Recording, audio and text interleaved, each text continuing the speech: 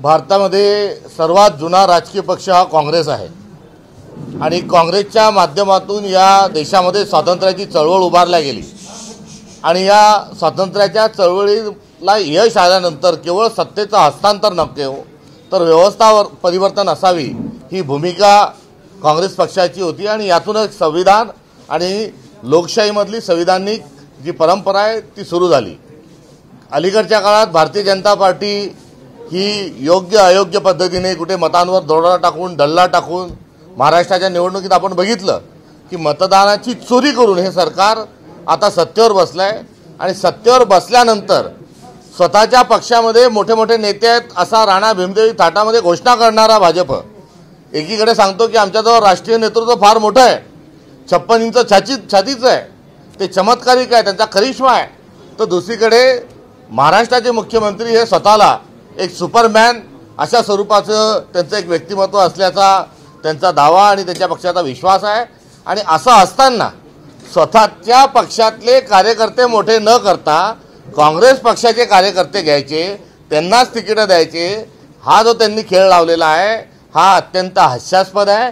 त्यामुळे भारतीय जनता पार्टी ही चेटकीन आहे आणि ही चेटकीन काँग्रेस पक्षाचे नेते आणि कार्यकर्ते खाते, यांच्याजवळ स्वतःचा कार्यकर्ता नाही, स्वतःच्या पक्षामध्ये यांच्या नेते नाही आणि त्यांच्याजवळ नेते नसल्यामुळे अशा केलवाणी परिस्थितीमध्ये काँग्रेसच्या लोकांना कुठे धाक दाखवून तर कुठे लालूच दाखवून पक्ष फोडण्याचे कार्यक्रम हा अनेक दिवसांपासून हा सुरू आहे।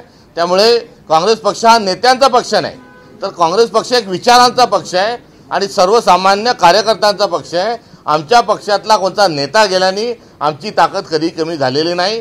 त्यामुळे या मागच्या निवडणुकीमध्ये पुणे जिल्ह्यामध्ये आमचा एकही आमदार निवडून येऊ शकला नव्हता।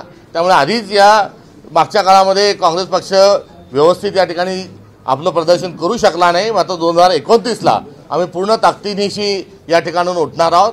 त्यामुळे काही जात असतील ते जात असणारे हे स्वतःचे काही उद्योगधंदे असतील किंवा स्वतःच्या ज्या काही संस्था असतील त्या वाचवण्याकरता किंवा काहीतरी मिळावं या लालसेतून जात आहेत। त्यामुळे त्यांना जाणाऱ्यांना त्यांचा प्रवेश जो आहे हा लखलाभ हो। काँग्रेस पक्ष विचारावर निष्ठा ठेवून आगामी काळात देखील भारतात ज्या पद्धतीने लढतोय त्याच पद्धतीने महाराष्ट्रात आणि पुणे जिल्ह्यात लढत राहील। पण जिल्हाध्यक्षांना सगळं काही देऊन जाण्याची का वेळ आली? हा प्रश्न जाणाऱ्या माणसांनाच विचारणारे जास्त योग्य राहील। त्यामुळे ज्या माणसाला महाराष्ट्राचं मुख्यमंत्री केलं असा माणूस हे सोडून गेला तर अलीकडच्या काळात अन्याय झाला असं जेव्हा कोणी जाणार असं म्हणतो तर कार्यकर्ते म्हणायला लागले असा अन्याय आमच्यावरही करा। त्यामुळे हा काही अन्यायाचा वगैरे नाही, हा संधी साधूपणाचं एक कुठेतरी एक उचललेलं पाऊल आहे असावं। काँग्रेस पक्ष जगतापांना ब्लॅकमेल केलं जात होतं का? त्यांची संस्था आहे जसं तुम्ही म्हणताय की भाजपकडून प्रेशर आणलं जात आहे, कोण कसा का गेला याचं एक सर्वसाधारण महाराष्ट्रभरातलं चित्र जे आहे हे आपण सर्वजण जाणतो। याला हाताच्या कंगणाला आरसा कशाला हे आपण सर्वजण जाणतो, तेच मी या ठिकाणी सांगितलेलं आहे। आणि जात असणाऱ्या माणसांनी ते का गेला हे त्यांनी त्यांच्याकडून हे उत्तर हे सर्वांनी विचारलं पाहिजे, नाही तर आगामी काळात जनता या प्रश्नाचं उत्तर विचारल्याशिवाय राहणार नाही।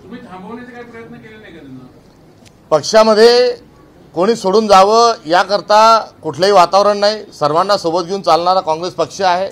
त्यामुळे जाणारा माणूस हा जेव्हा ठरवून जात असतो तेव्हा अशा लोकांना थांबवता येत नसतं। शेवटी कुंपणाने शेत खाल्लं असे जे काही प्रकरणं असतात त्या वर्गामध्ये हा एक प्रवेश मोडला असं म्हटलं चुकीचं ठरणार नाही। राज्याच्या गृह विभागाचा एक डेटा आलाय आज विधानसभेत तो मांडला गेला, त्याच्यात महिला बेपत्ता होण्याचं राज्यातलं प्रमाण 7% वाढले गेल्या वर्षभरात। 5000पेक्षा अधिक महिला केवळ नागपूर नाशिक या भागातून हे गृह खाते सबसे फेल ठरले।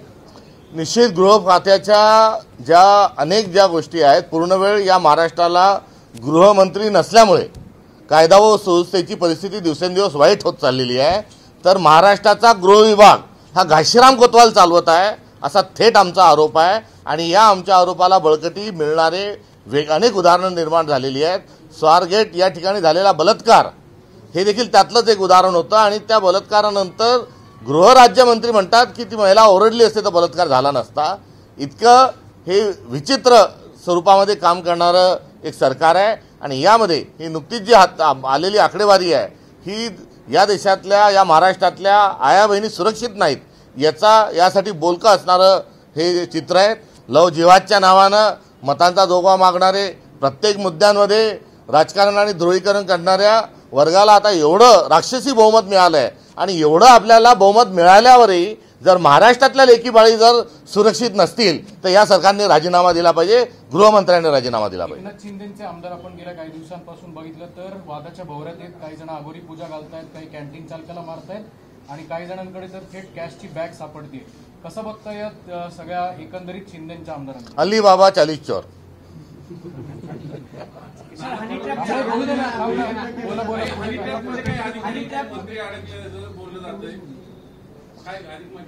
ही ज्या हनी ट्रॅपच्या संदर्भात एक गुन्हा देखील नोंदवण्यात आण्याची माहिती ही आपल्या सर्व माध्यमांच्या माध्यमातून मिळत आहे. या प्रकरणाची दाबादाबी सरकारने करू नये. नैतिकतेचा आव आणणारं सरकार हे अधर्मी केव्हाच एव्हाना झालेलं आहे. कारण सत्याची पाठराखण करणं हा धर्म आहे आणि चुकीच्या गोष्टीची भ्रष्टाचाराच्या त्यांना मदत करणं आणि कुठेतरी चुकीच्या गोष्टींवर पांघरून घालणं हा अधर्म आहे आणि हा अधर्म सरकार सातत्याने करत आहे. याईमध्ये अशा स्वरूपाचं कुठलंही कांड आणि अशा लोकांना पाठीशी घालण्याचं सरकारने करू नये आणि या संदर्भातली एक स्वतंत्र SITची चौकशी ही झाली पाहिजे, न्यायालयीन चौकशी झाली पाहिजे आणि महिला वर्गांनी याचा तपास केला पाहिजे. ही आमच्या पक्षाची या संदर्भातली असणारी भूमिका आहे. ही यादी समोर आली पाहिजे असं वाटत नाही का तुम्हाला? मंत्र्यांची नावं असतील मी सर्वांची चौकशी झाली पाहिजे, यातच ते आली पाहिजे, ते जाहीर झालं पाहिजे, सत्य जे आहे लोकांपुढे आलं पाहिजे, हे लपवाछपवी झाली नाही पाहिजे.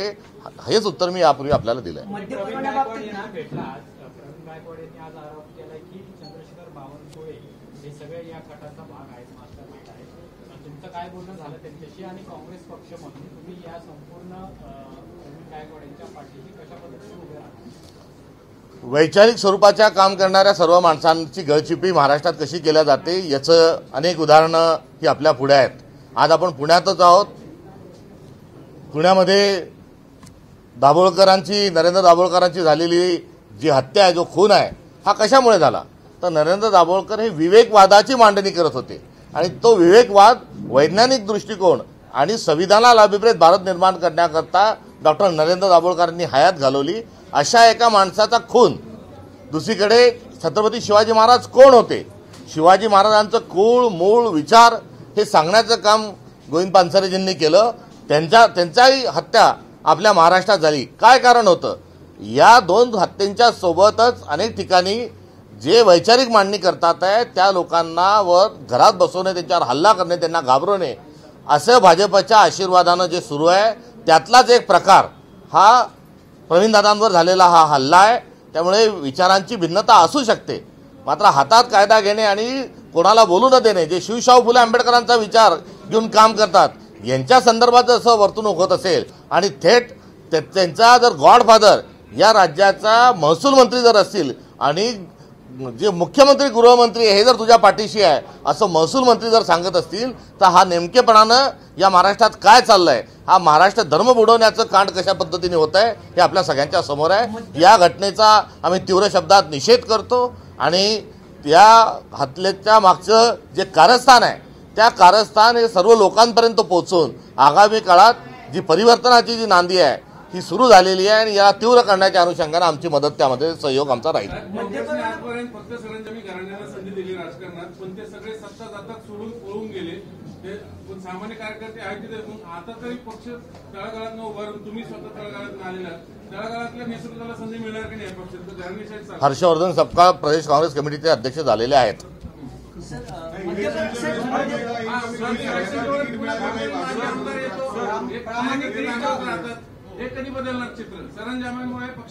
तुम्हाला त्याच्यातले बदल सुरू झालेले आहेत आणि या सर्वसामान्यांचं आता राजकारण हे काँग्रेस पक्षात होत आहे हे दिसल्यानंतर अनेक सरंजामशाहीची पाठराखण करणाऱ्यांच्या पायाखालची वाळू सरकून गेलेली आहे. त्यामुळे त्यांनी दुसऱ्या पक्षाचा आधार घेतला आहे. ही देखील एकीकडे एक वस्तुस्थिती आहे. त्यामुळे आगामी काळ हा सर्वसामान्य कार्यकर्त्यांचाच हा काळ राहणार आहे आणि तीच आमच्या पक्षाची भूमिका आहे. मद्य परवान्याबाबत ना महायुतीत कुठेतरी रस्सीखेच दिसते, कारण सुधीर मुनगंटीवारांनी याला विरोध केलाय की मद्य परवाने जर देत असेल तर कुठलीही भूमिका असेल त्याला माझा विरोध असेल. महायुतीत याच्यावरून देखील ठिणगी पडते. जे अत्यंत चांगला आहे एक प्रश्न आपण विचारला. एक मद्य विक्रीच्या माध्यमातून महसूल वाढविणे आणि नवऱ्याला दारू पाजायची आणि त्या पैशातून लाडक्या बहिणीला पैसे द्यायचे, हा एक दुर्दैवानं एक अव्यवहार, हा देश बुडवे, हा करंटेपणा हे सरकार करत आहे. भाग 1. भाग 2, देशी आणि विदेशी अशा 2 दारूंमध्ये आता एक तिसरा प्रकार हा सरकार काढतोय की जो देशीतही नाही विदेशीतही नाही, मध्यभागी कुठेतरी आहे. आणि तो आता ज्या काही वाईन शॉपी आहे त्या माध्यमातून विक्रीसाठी खुला करण्याचा प्रयत्न या महाराष्ट्राचे जे मंत्री आहेत, ज्यांच्याकडे एक्साईज डिपार्टमेंट आहेत, या पुणे जिल्ह्याचे जे सर्वेसर्वा स्वतःला समजतात पालकमंत्री आहेत, त्यांनी हा घाट घातलेला आहे. वास्तविक पाहता त्यांच्याकडे असणारं हे एक्साईज डिपार्टमेंटचं खातं काढून घेण्यात यावं. कारण टँगो नावाचा जो ब्रँड आहे हा कोणाचा आहे सर्वांना माहिती आहे. त्यामुळे कॉन्फ्लिक्ट ऑफ द इंटरेस्ट हा टँगोची पाठराखण ते त्यांच्या मंत्रिपदातून करू शकतात. त्यामुळे कॉन्फ्लिक्ट ऑफ द इंटरेस्टमध्ये ताबडतोबीनं त्यांचं खातं जे आहे हे काढून घ्यावं.